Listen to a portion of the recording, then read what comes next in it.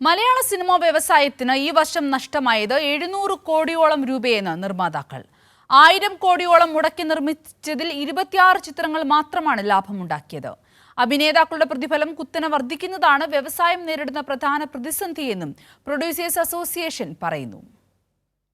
മലയാള cinema വ്യവസായത്തിന് 2024 ഉണ്ടായ നഷ്ടം 650 മുതൽ 700 കോടി രൂപ വരെയാണെന്ന് നിർമ്മാതാക്കളുടെ സംഘടനയായ പ്രൊഡ്യൂസേഴ്സ് അസോസിയേഷൻ വ്യക്തമാക്കുന്നു.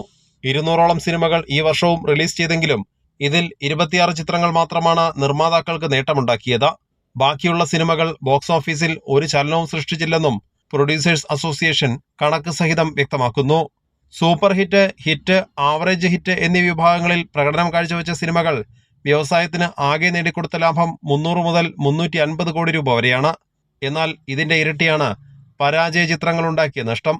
ജനുവരി മുതൽ ഇതുവരെ 199 പുതിയ റിലീസ് ചിത്രങ്ങളും 5 റീ റിലീസ് ചിത്രങ്ങളുമാണ് മലയാളി പ്രേക്ഷകർക്ക് മുന്നിലേക്ക് എത്തിയത്. റീ റിലീസ് ചിത്രങ്ങളിൽ ദേവദൂതൻ മാത്രമാണ് നേട്ടമുണ്ടാക്കിയത്. അഭിനേതാക്കളുടെ പ്രതിഫലത്തിലും ഗണ്യമായ വർധനവുണ്ടായി.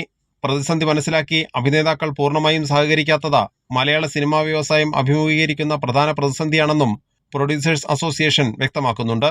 കൈരളി ന്യൂസ്, കൊച്ചി.